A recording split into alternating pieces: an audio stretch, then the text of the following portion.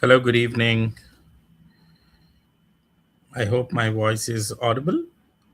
Can anyone confirm if my voice is audible?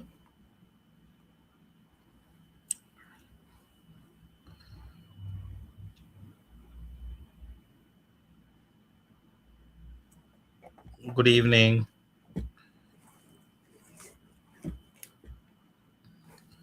Can anyone confirm if my voice is audible?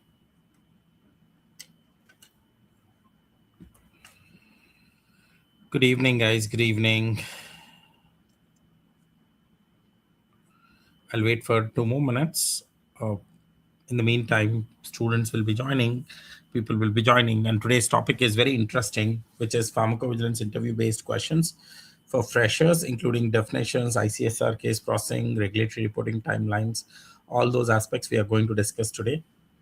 It will be some most frequently asked questions, in particularly in pharmacovigilance interviews. So we'll be waiting for 1 more minute, then we'll be starting this session.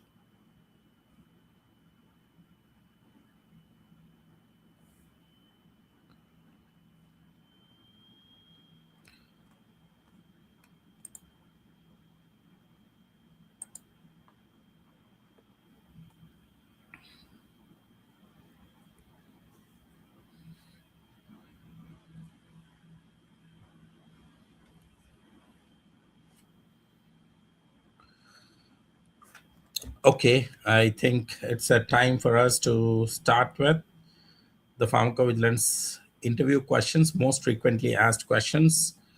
These are some of the secrets which are going to release this for particularly freshers, including some definitions, ICSR case processing, and regulatory reporting timeframes.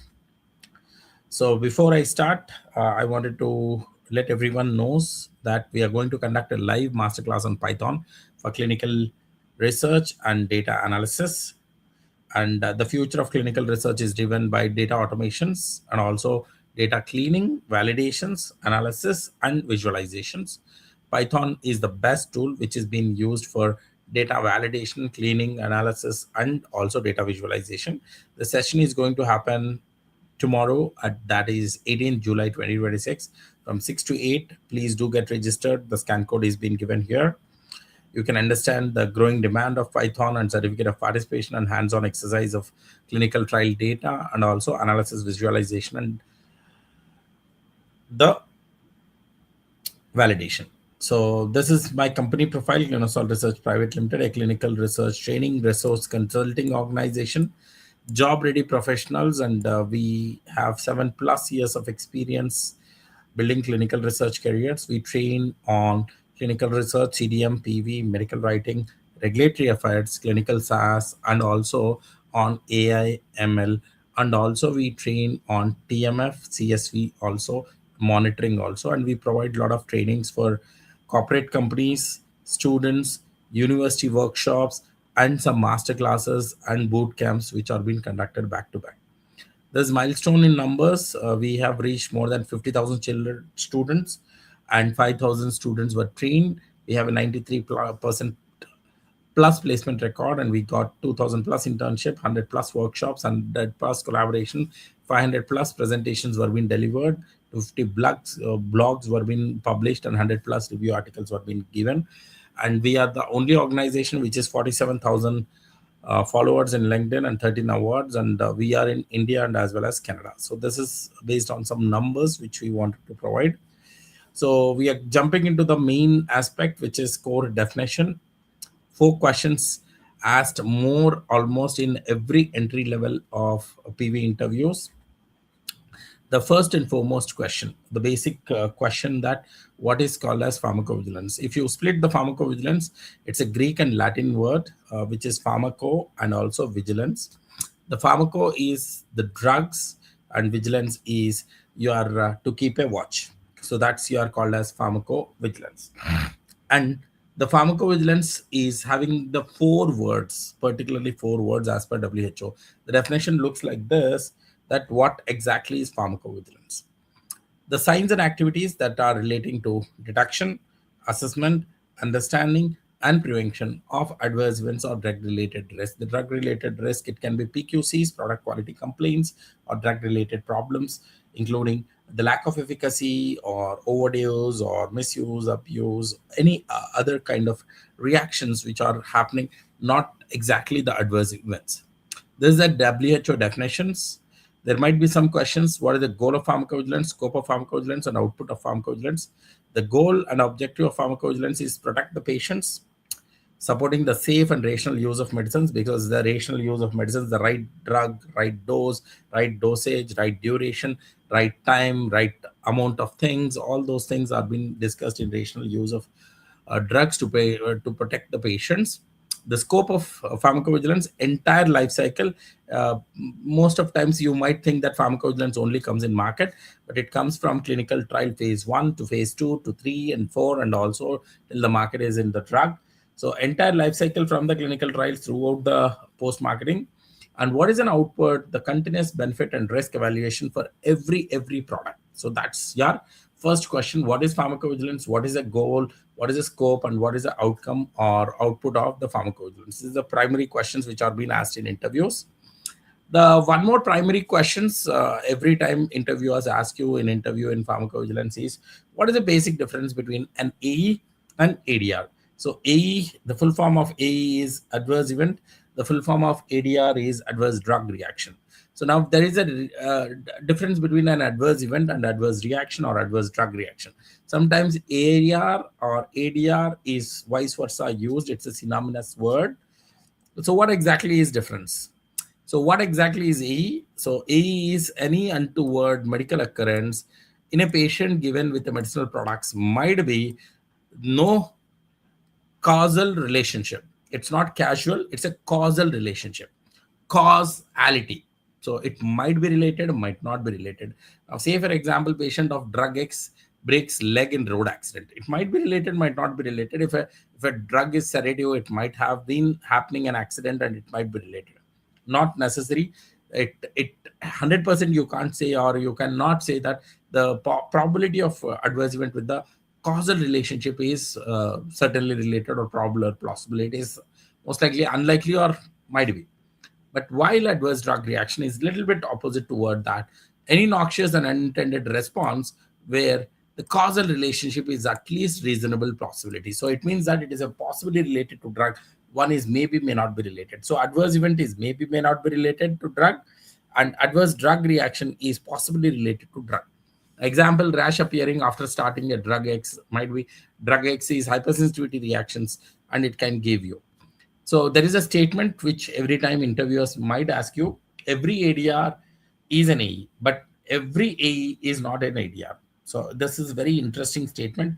All the ADRs are AEs, but all AEs not ADRs. So that's what is a relationship between AE and ADR.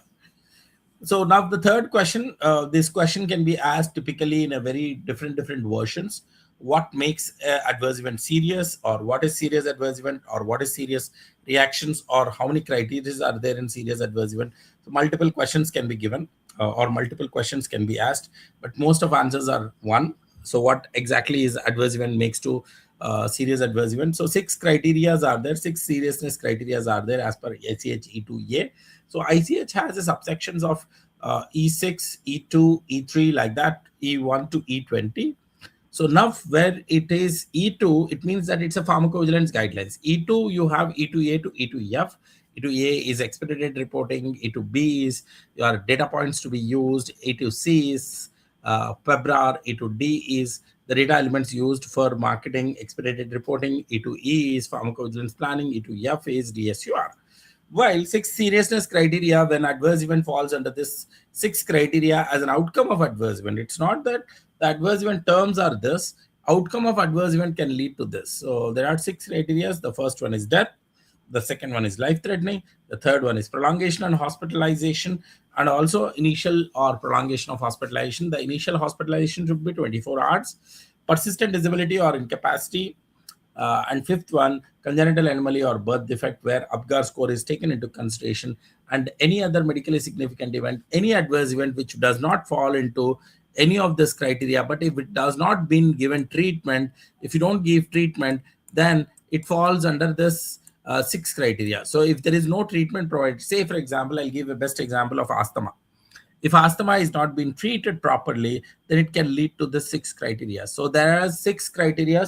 This definition is called as serious adverse reaction. Any adverse reaction which falls under the death, life-threatening, hospitalization, prolongation of hospitalization, persistent disability or incapacity, irreversible adverse event which can lead to breaking of their life, congenital anomaly or birth defect, any other medically significant event. But there is a one cherry on the cake, that interview tips that serious and severe are different. It cannot be same. The serious has 6 criteria as per ICH-E2A, while severity has mild, moderate, and severe. Severe adverse reaction might not be serious. Even serious adverse reaction might be sometimes mild. So mild heart attack can lead to serious adverse reaction. Interview tape, serious and severe. Severity describes the intensity of the reaction. Mild headache can be not serious. Severe headache also sometimes not serious. While mild heart attack can lead to serious. So serious adverse event described as outcome. So 6 criteria for serious adverse event. There is one more word which is called as ICSR, individual case safety report. What are the 4 minimum criteria for a valid case? So there are multiple questions can be asked. What is valid case? What is minimum safety information? Or when the case is called as invalid. So there are 4 criteria: minimum safety information, which we call it as MSI or valid case. If any of this 4 information is not there, then case is considered as invalid and you are not going to process this ICSR case. A valid case needs the 4 elements. First one, identifiable patient. Second one, identifiable reporter. Third one, a suspect drug. And fourth one, a adverse event. So identifiable patients, at least there should be one patient initials, age group, and gender and date of birth. While identifiable reporter is HCP, patients or consumers or someone who can be contacted. There is a suspected drug where there is a possibility that this adverse event might have happened with the suspected drug. At least one suspected drug medicinal product can be taken into considerations. Now, adverse event, at least one suspected drug reaction or adverse event can be taken into considerations. Now, missing any of this details is considered as not valid. The follow-up information to the reporter to complete have valid case is more important. So valid case only is processed, invalid case is not processed. The ICSR case processing workflow, I think this is a repeatedly asked questions. Individual case safety report. At any point in time, one patient is being taking one or more medications who have got one or more adverse event which are being reported by one or more reporter. And it is only for one patient at one particular time point, then it is ICSR. And this workflow is every case has to follow from intake to regulatory submissions. There are the 8 steps. First one is receipt of case or intake. It is also called as day 0 or IRD, initial receipt date or time clock start point. So multiple questions can be asked in interviews with respect to these questions. The first one is day 0 or intake, the first receipt of drug, which is valid 4 criteria.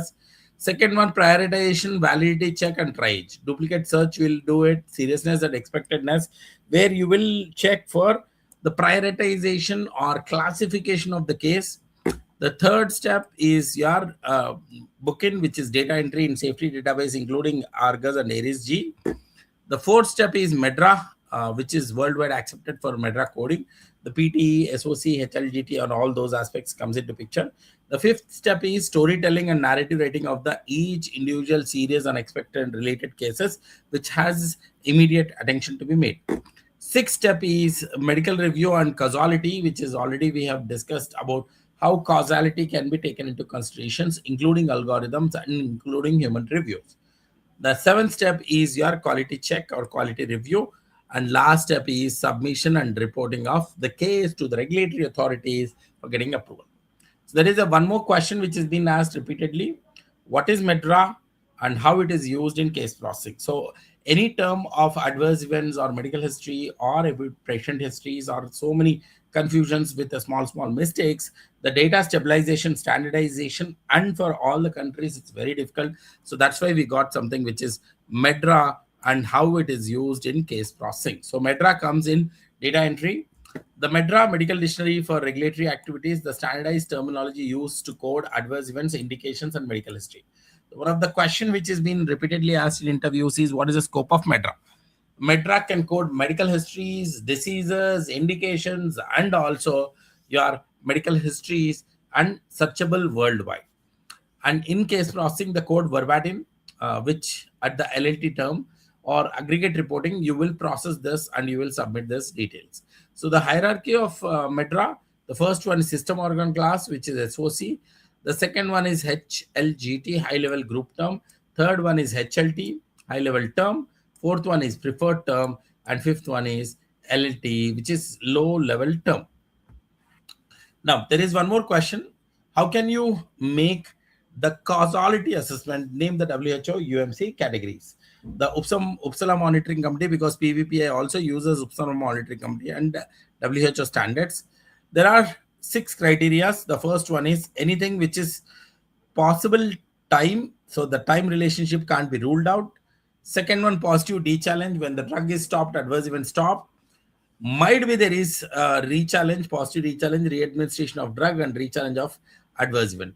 And no other alternative causes are being taken into consideration. 4 points. First point, time relationship. Second point, de-challenge. Third one, re-challenge. And fourth one, which is most important, no other alternative causes are there.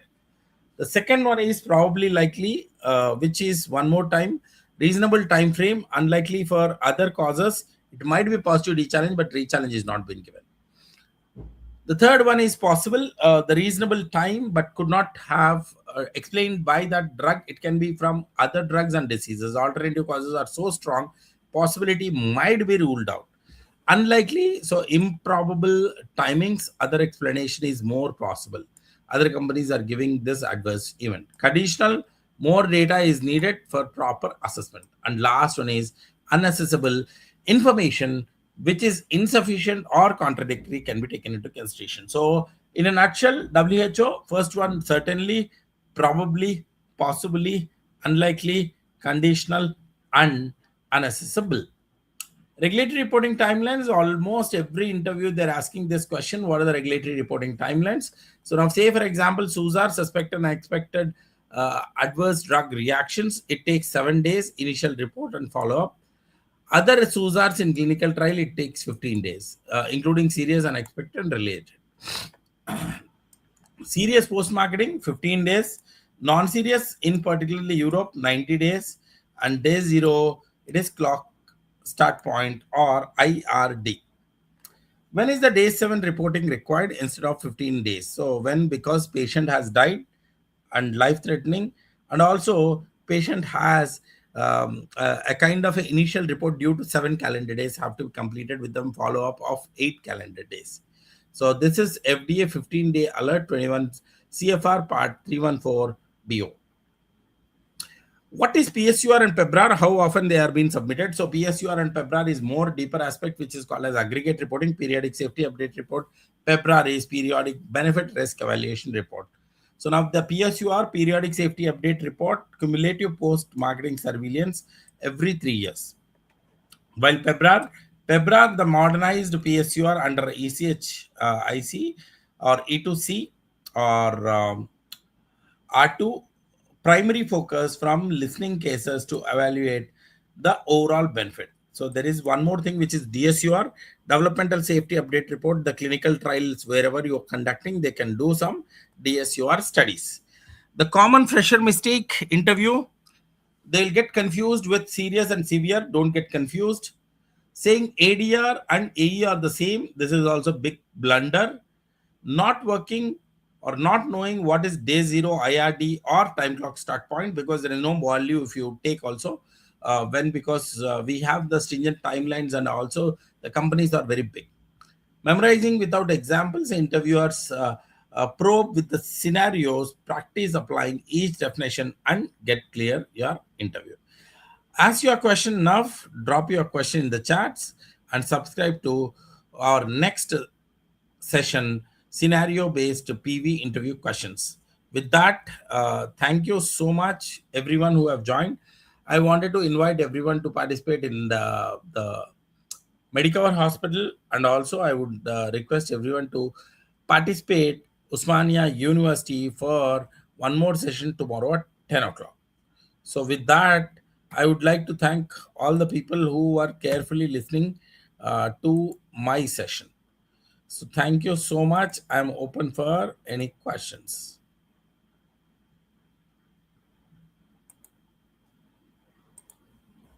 I'll wait for some more minute or 1-2 minutes more. Any feedbacks you can give, any new things which you want to learn, you can give.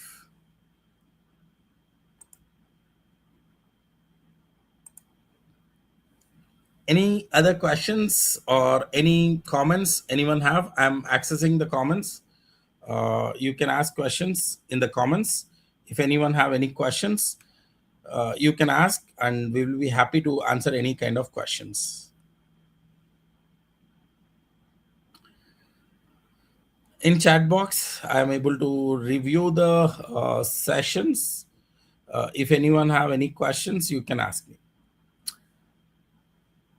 Okay, so I think no more questions. Thank you so much, everyone who have joined. I'll be upcoming with next week masterclass on Power BI, data visualization and analysis by using Power BI, and also some specific programming, which is DAX programming.